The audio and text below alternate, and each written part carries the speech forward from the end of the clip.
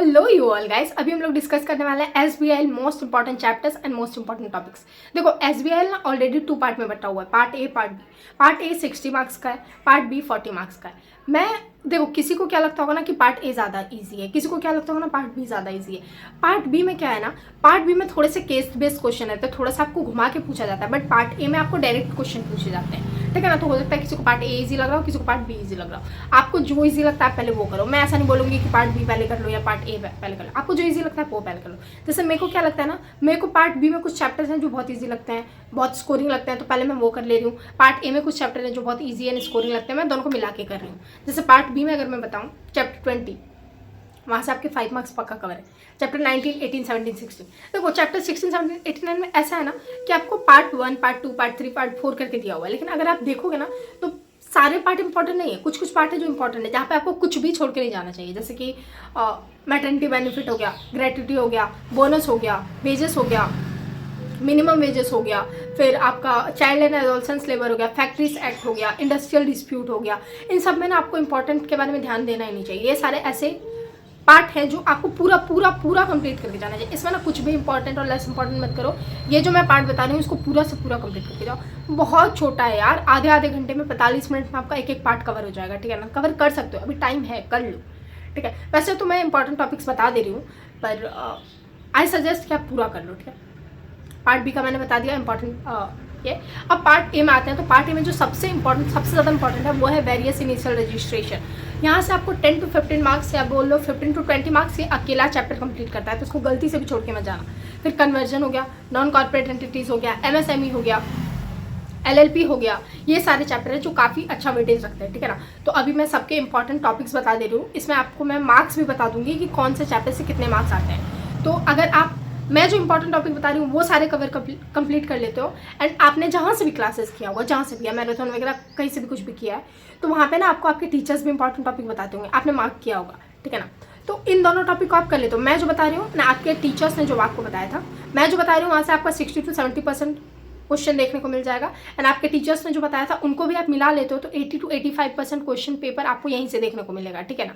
तो इसलिए वीडियो को एंड तक देखना, सारा कुछ मार्क कर लेना, सारा कुछ नोट कर लेना, एंड सारा कुछ बहुत बहुत बहुत अच्छे से करके जाना, ओके। सबसे पहला chapter selection of business organisation. ऐसे तो ये काफ़ी फुद्दू सा चैप्टर है, 3 to 5 मार्क्स ये कवर कर रहा होता है। काफ़ी इजी सा चैप्टर है, मतलब एक दो बार आप पढ़ोगे ना तो आपको हमेशा याद रहेगा। इसमें मैं बता रही हूँ, सबसे पहले आप इंपॉर्टेंट टॉपिक मार्क कर लो। मैं बता रही हूँ क्वेश्चन कैसे पूछे जाते हैं। जैसे सोल प्रोप्राइटरशिप है, पार्टनरशिप फर्म है, लिमिटेड लाइबिलिटी पार्टनरशिप है, इसमें से किन्हीं का भी आपको एक उठा के दे देगा एंड फीचर्स पूछ लेगा, तो आपको पता होना चाहिए। डिफरेंस पूछ सकता है, और तीसरा है ना कि आपको दे दिया जैसे capital requirement, scale of business, ऐसे ही कोई टॉपिक उठा के दे देगा। उसके बाद आपको बताना होगा कि इसमें से कौन सा बिजनेस फॉर्म ज़्यादा सूटेबल है, ठीक है ना। तो इसलिए इसको थोड़ा करके जाना, ठीक है ना। अब बात कर लेते हैं chapter 2, corporate entities companies, type of companies. ये ऐसे तो 15 to 20 मार्क्स कवर करता है, एंड बहुत इंपॉर्टेंट मैं एक चीज़ बताऊं कि अगर आप ये चैप्टर यहाँ पे बहुत अच्छे से कवर कर लेते हो ना, तो कंपनी लॉ का कंपनी लॉ चैप्टर 2 का आधा पार्ट, मतलब 50 to 60% यहाँ से कवर हो जाएगा। इसलिए इस चैप्टर को बहुत बहुत बहुत ज़्यादा अच्छे से करना, मतलब जी जान लगा दो इस चैप्टर, बहुत अच्छे से इस चैप्टर को कर लेना है, ठीक है। ये रहे इंपॉर्टेंट टॉपिक्स जो आपको करना है। बेसिकली चैप्टर 2 और 3 दोनों ही कवर हो जाता है। Article of association, memorandum of association, इसमें से डिफरेंस, ये सारा कुछ आपको बहुत अच्छे से कर लेना है। देखो मेमोरेंडम ऑफ एमओए में आपको और एओ में डिफरेंस करना है। मेमोरेंडम ऑफ एसोसिएशन में आपको नेम क्लाउज बहुत अच्छे से कर लेना है, इसमें आपको इनरिचमेंट क्लाउज बहुत अच्छे से कर लेना है, ठीक है। बाकी ये सारे हो गए प्राइवेट पब्लिक कंपनी में डिफरेंस, बाकी सब कुछ मैं यहाँ पे मार्क कर दे रही हूँ। ये देखो holding and subsidy company, legal status of company, ये सारे ही टॉपिक्स हैं जो आपको बहुत बहुत बहुत अच्छे से कर लेना है। मार्क कर लो आप मेरे साथ, ठीक है। वीडियो को पॉज करो, मार्क कर लो। अब बात कर लेते हैं एलएलपी। एलएलपी भी काफ़ी इजी सा चैप्टर है, लेकिन इसमें से 5 मार्क्स कवर होता है, ठीक है ना। तो ये रहे सारे जो भी इंपॉर्टेंट टॉपिक्स हैं वो रहे यहाँ। आप वीडियो को पॉज करो, मार्क कर लो। Chapter 4 startup and its registration, तो ये भी काफ़ी इजी सा चैप्टर है। इसमें जो हम लोग छोड़ के जाते हैं ना वो है कि सॉरी, इसमें हम लोग जो छोड़ के जाते हैं ना, तो वो ये है कि जो गवर्नमेंट जो भी स्कीम्स लाती है वो हम लोग छोड़ के जाते हैं। तो इट्स बेटर कि आप उसको भी एक बारी कर लो। आपको नहीं याद हो रहा है कोई नहीं, लेकिन एक बारी गो थ्रू तो कर लेना जो भी गवर्नमेंट स्कीम्स लाई हुई है, ठीक है। ये सारा आपको कर लेना है। यूनिकॉर्न स्टार्टअप काफ़ी इंपॉर्टेंट है, प्रीवियस ईयर क्वेश्चन में से एक है, ठीक है। हाँ, benefit and startup sorry exemption to startup दिया है ना, यहाँ पे दो चीज़ दिया हुआ है। देखो स्टार्टअप कोई भी हो सकता है, कंपनी भी हो सकता है, एलएलपी वगैरह भी हो सकता है, ठीक है ना। तो यहाँ पे बेसिकली क्या बोलता है ना, एग्जेम्पशन टू स्टार्टअप, यहाँ पे सारे स्टार्टअप्स के बारे में बात करता है। लेकिन exemption to startup under companies act में ना, जो कंपनीज एक्ट के अंडर रजिस्टर्ड यानी कि प्राइवेट कंपनी, उसको क्या क्या एग्जेम्पशन है उसके बारे में बात करता है। तो इस पर थोड़ा सा ध्यान देना आप लोग, ठीक है, थोड़ा सा ध्यान देना है इस दो टॉपिक पे, काफ़ी इंपॉर्टेंट टॉपिक्स है, ठीक है ना। इसमें जनरल बात करता है, इसमें सिर्फ कंपनीज एक्ट प्राइवेट कंपनी के बारे में बात करता है, जो भी एग्जेम्पशन उसको कंपनीज एक्ट के अंदर मिला हुआ है, तो ध्यान देना थोड़ा, ठीक है। अब हम लोग बात कर लेते हैं MSME, micro small and medium enterprise. ये यहाँ से 5 मार्क्स कवर होता है। इसमें ना बेसिकली जो क्वेश्चन होता है ना, वो एक ही टॉपिक के अराउंड घूमता है, क्लासिफिकेशन ऑफ एंटरप्राइज, ठीक है ना। इसमें क्या है कि माइक्रो एंटरप्राइज, जिसमें कि investment in plant and machinery 1 crore से कम होना चाहिए और टर्नओवर 5 करोड़ से कम होना चाहिए। स्मॉल में क्या बोलता है, investment in plant and machinery वो 10 करोड़ से कम होना चाहिए, टर्नओवर 50 करोड़ से कम होना चाहिए। वहीं पे मीडियम में जो है वो इन्वेस्टमेंट 50 करोड़ से कम होना चाहिए और टर्नओवर 250 करोड़ से कम होना चाहिए। तो सारे ही क्वेश्चन जो भी, अगर आप प्रीवियस ईयर क्वेश्चन इस टॉपिक से उठा के देखो ना, तो सारे ही क्वेश्चन इसी के अराउंड घूमते हैं। तो ये वाला टॉपिक जो है बहुत अच्छे से कर लेना, ठीक है, टॉपिक बहुत अच्छे से कर लेना, ठीक है। और बाकी ये दोनों प्रोसेस जो हैं उसको भी आप बहुत अच्छे से कर लेना। एमएसएमई स्कीम्स में कुछ ये सारे स्कीम्स आते हैं जो जहाँ से कई बार क्वेश्चन पूछा जा चुका है, तो इसलिए एक बारी 2 बारी तो गो थ्रू कर ही लेना। आपको अगर नहीं याद रहता है तो कोई बात नहीं है, लेकिन एक बार 2 बारी गो थ्रू कर लेना है यहाँ से। और सबसे इंपॉर्टेंट ये है, यहीं से हर बार क्वेश्चन पूछा जाता है, इसमें कुछ ऐड ऑन करके क्वेश्चन पूछ लिया जाता है, ठीक है। कन्वर्जन ऑफ बिजनेस एंटिटी, ये आपको बहुत अच्छे से आना चाहिए। देखो कन्वर्जन ऑफ बिजनेस एंटिटी में ना कुछ नहीं है, सिंपल सा एक प्रोसेस है जो आपको याद होना चाहिए। प्रोसेस क्या है, सबसे पहला जो है ना, या तो पब्लिक कंपनी को प्राइवेट में ट्रांसफ़र करो, प्राइवेट को पब्लिक कंपनी में करो, एलएलपी को कंपनी में करो, कंपनी को एलएलपी में करो, सेक्शन 8 कंपनी में किसी अदर कंपनी में करो, फिर ये सारे टॉपिक्स हैं। इसमें सिंपल सा जो बेसिक प्रोसीजर है ना, वो क्या है, सबसे पहले बोर्ड मीटिंग लो, ऑथराइज करो जनरल मीटिंग के लिए, जनरल मीटिंग बुलाओ, स्पेशल रिजोल्यूशन पास करो, स्पेशल रिजोल्यूशन पास हुआ है तो एनजीटी 14 में सारा कुछ नोटिस वगैरह, अल्टर्ड एमओयू सब कुछ फाइल करो। बेसिकली ना इसी के अराउंड सब कुछ घूमता है, तो आपको बहुत अच्छे कर लेना। बेसिक जो स्ट्रक्चर वही है, यही है, बोर्ड मीटिंग कंडक्ट करो, ऑथराइज करो जनरल मीटिंग के लिए, जनरल मीटिंग कंडक्ट करो, एसआर पास करो, एसआर पास हुआ है तो एनजीटी 14 फाइल करो, उसमें जितने भी सारे डॉक्यूमेंट्स लगते हैं वो सारा फाइल करो। ऐसे करके सारा कुछ चलता है, ठीक है ना। बेसिक स्ट्रक्चर जो है वो यही है, तो आपको बेसिक स्ट्रक्चर बहुत अच्छे से पता होना चाहिए, उसी में अपने अकॉर्डिंग देख लेना, ठीक है। कन्वर्जन आपको आना चाहिए, बहुत ज़रूरी है। कभी कभी क्या क्वेश्चन अगर कन्वर्जन से आता है ना, तो ऐसा ही आता है कि प्रोसेस बताओ एलएलपी इनटू कंपनी, या private company into public company, public company into private company, यही सारा क्वेश्चन आता है, तो बहुत अच्छे से करके जाना, ठीक है। अब बात करते हैं नॉन कॉर्पोरेट एंटिटीज़। यहाँ से भी 5 मार्क्स तो पक्का है, मतलब नॉन कॉर्पोरेट एंटिटीज़ ऐसा चैप्टर है जहाँ से 5 मार्क्स हर बार आते हैं। ये जो मैं पहले चैप्टर बता रही थी ना, उनसे कभी आता है कभी नहीं आता है, पर यहाँ से 5 मार्क्स पक्का आता है, ठीक है। तो सबसे पहला माइनर एज ए पार्टनर, देखो मैंने यहाँ पे किया हुआ है तो मार्क कर लो, और बाकी ये सारे टॉपिक्स हैं जो आपको मार्क कर लेना है, ठीक है। वो क्लियरली दिख रहा होगा आपको, ये सारे टॉपिक्स हैं जो आपको मार्क कर लेना है। अब मैं बात करूँ फाइनेंशियल सर्विस ऑर्गेनाइजेशन, तो ये एक ऐसा चैप्टर है जहाँ से 10 to 12 या फिर 15 मार्क्स कवर होता है। तो ये एक इंपॉर्टेंट मोस्ट इंपॉर्टेंट चैप्टर में से एक है, तो इसको बहुत अच्छे से करके जाना। देखो एनबीए, एफसी एंड बैंक का डिफरेंस कर लेना, बाकी ये दोनों टॉपिक एंड इधर भी कुछ टॉपिक्स हैं जो आपको करके जाना, ये सारे टॉपिक्स वो आपको कर लेना है, ठीक है। अब बात करते हैं चैप्टर 9 बिजनेस कोलैबोरेशन। यहाँ से आपको 5 to 8 मार्क्स देखने को मिलता है, तो ये भी एक one of the important chapters में से एक है। ये रहे टॉपिक्स जो आपको कर लेना है। देखो ज्वाइंट वेंचर में ना एक टॉपिक है, देखो ज्वाइंट वेंचर 2 टाइप का होता है, तो इक्विटी ज्वाइंट वेंचर जो होता है वो आपको बहुत अच्छे से करके जाना है, ठीक है। एंड बाकी ये सारे टॉपिक्स। चैप्टर 10 बात कर लेते हैं। चैप्टर 10 में बेसिकली 5 मार्क्स से क्वेश्चन आता है। ये रहे इंपॉर्टेंट टॉपिक्स। यहाँ पे ऊपर मैंने एक और लिखा है ब्रांच वर्सेस लाइसेंस ऑफिस, तो ये आपको याद कर लेना, बाकी ये सारे important topics. Business outside India, तो ये 5 to 8 मार्क्स कवर करता है। ये रहे सारे इंपॉर्टेंट टॉपिक्स, मार्क कर लो। अब बात करते हैं चैप्टर 12 के बारे में। यहाँ से भी 5 मार्क्स का क्वेश्चन आता है। इसमें सबसे पहला तो सेक्शन 8 कंपनी है, उसका जो भी है एडवांटेज, एग्जेम्पशन जो भी है, एंड वेरियस लाइसेंस, ये तो टॉपिक काफ़ी इंपॉर्टेंट है।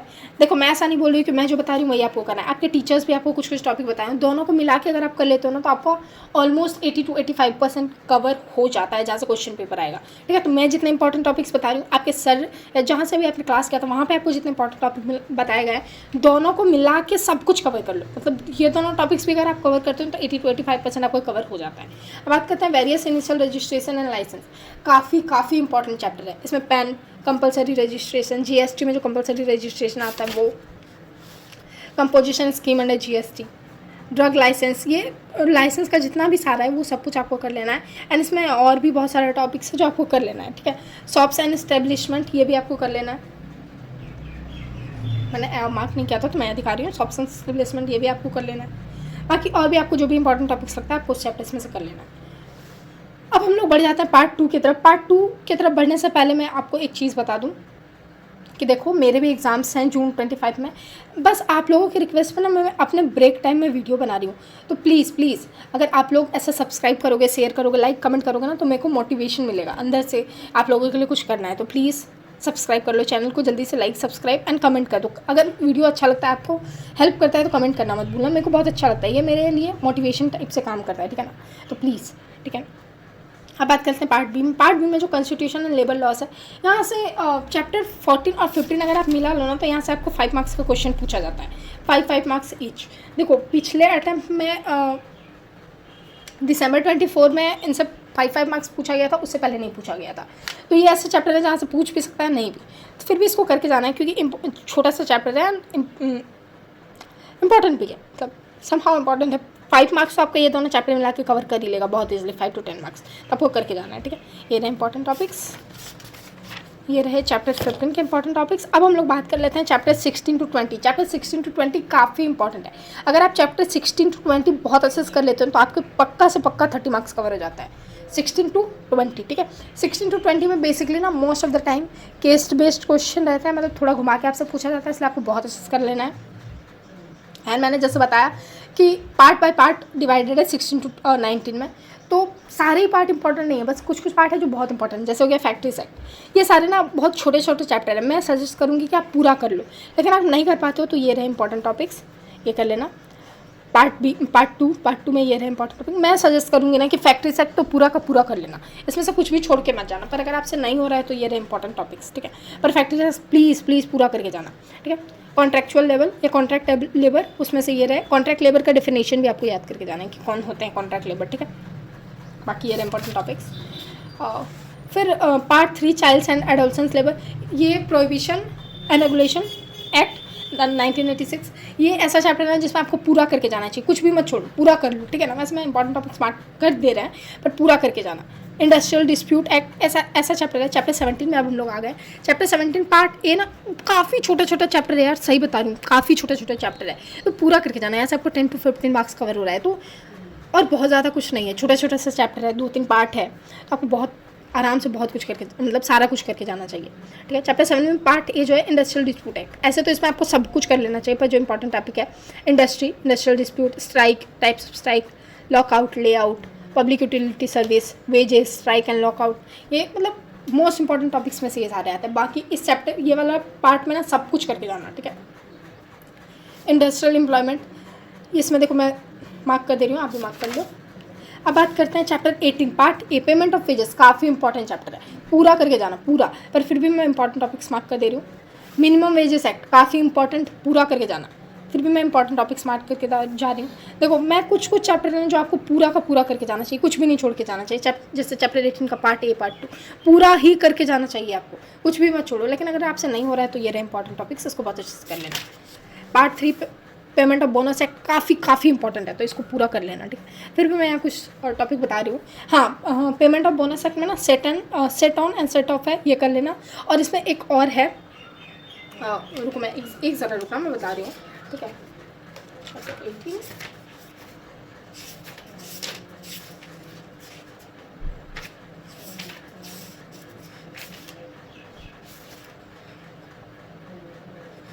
हाँ, इसमें एक और टॉपिक है जो है फाइन्स, आपको करके लाना चाहिए।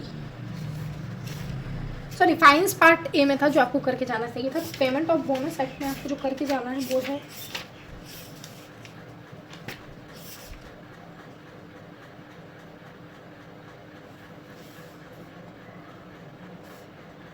इसमें एक टॉपिक है जो आपको मोस्ट इंपॉर्टेंटली करके जाना है पेमेंट ऑफ बोनस एक्ट में, कि एक्ट कहाँ अप्लाई नहीं होता है, एक्ट नॉट टू अप्लाई। कुछ कुछ केसेस में ये एक्ट अप्लाई नहीं होता है, जैसे कि हो गया employed by insurance company LIC, seaman, फिर एम्प्लॉय रजिस्टर्ड और listed under scheme made under dock worker, employed by Indian Red Cross society, university and other educational institute, employed by Reserve Bank of India. इन सब में bonus act नहीं लगता है, तो ये काफ़ी इंपॉर्टेंट है, ये करके जाना। मैंने मार्क नहीं किया था, फिर मैं बता रही हूँ, दे रही हूँ, यहाँ आपको करके जाना है। मिनिमम वेजेस एक्ट, ठीक है। पेमेंट ऑफ बोनस एक्ट में सारा कुछ करके जाना है। एंड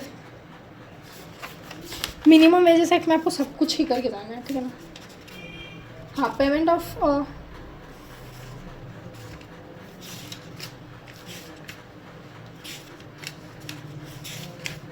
एक ज़रा सॉरी, हाँ इसमें ना एक करना है अमाउंट पेबल एज बोनस। देखो ये वाला मैं यहाँ दिखा रही हूँ, procedure for calculation of amount of bonus, ये आपको कर लेना है, जिसमें सिंपल ये सा होता है। ग्रॉस प्रॉफिट, उसमें से डेप्रिशिएशन, अलाउंस जो भी है माइनस कर दो, टैक्स माइनस कर दो और ऐड कर दो टैक्स सेव्ड ऑन बोनस। तो इसमें से आपका जो होगा ना अवेलेबल सरप्लस निकल जाएगा। अवेलेबल सरप्लस निकलने में अवेलेबल सरप्लस में जो 67% होता है वो होता है allocable surplus to other company other than banks, और 60% होता है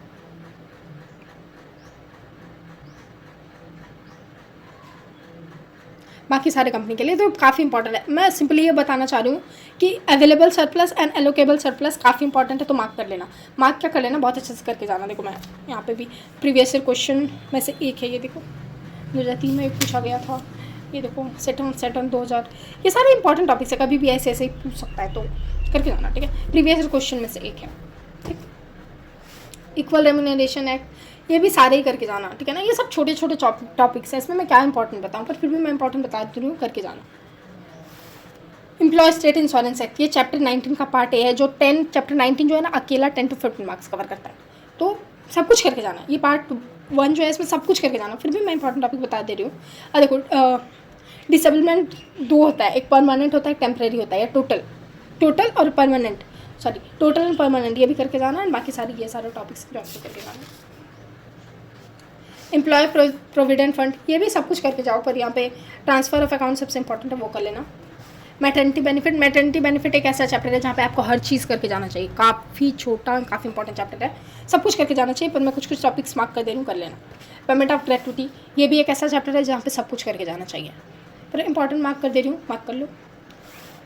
फिर यूनिट 5 हो गया, ये भी थोड़ा सा इंपॉर्टेंट है, थोड़ा कम इंपॉर्टेंट है, तो इसलिए मैं इंपॉर्टेंट टॉपिक्स बता रही हूँ, वो ये करके जाना पक्का से। देखो टाइप्स ऑफ करके जाना, फिर ये सारे टॉपिक्स करके जाना, कॉन्ट्रैक्ट वगैरह सब कुछ।